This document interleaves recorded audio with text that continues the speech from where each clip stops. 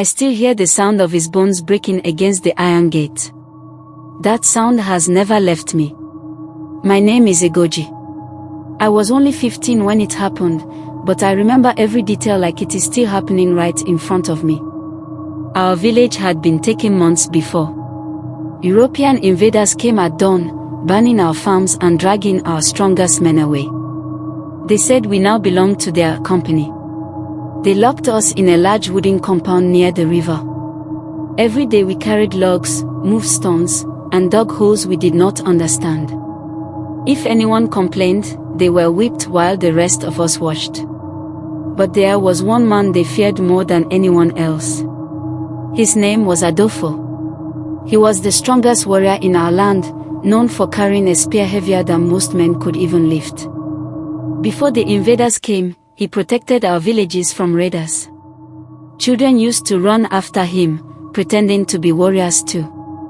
I was one of them. Inside the compound, he walked like the rest of us, but his eyes were always watching, counting, waiting.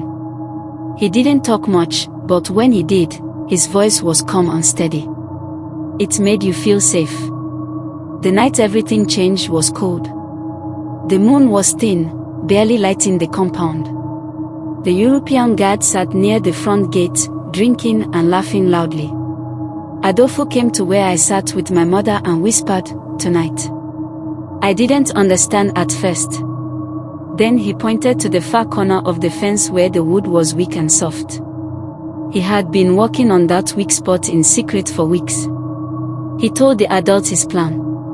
Many were scared. Some said we should not anger the guards any more than we already had. But others nodded. We were tired of living like trapped animals.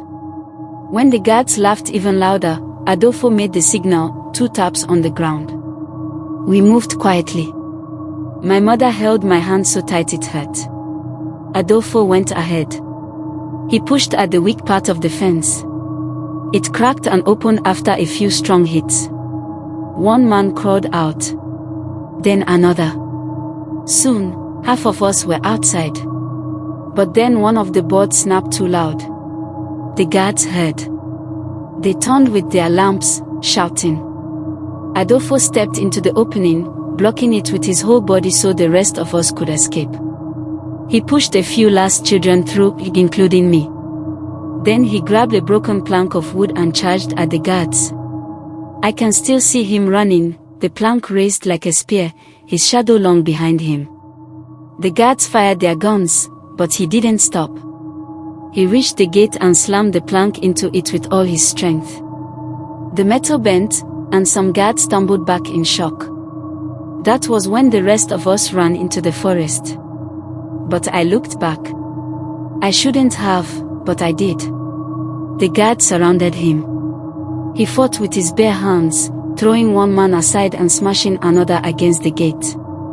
But there were too many of them. When they struck him with their rifles and he fell, the sound his body made is the sound that still haunts my sleep. The next morning, when we finally reached another village, people asked how we escaped. My mother tried to answer but broke down crying. Because the truth was simple and painful.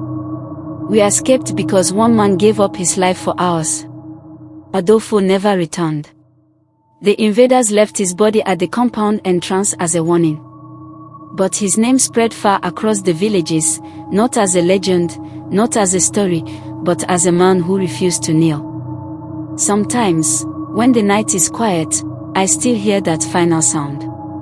And I remember the warrior who bought our freedom with his life.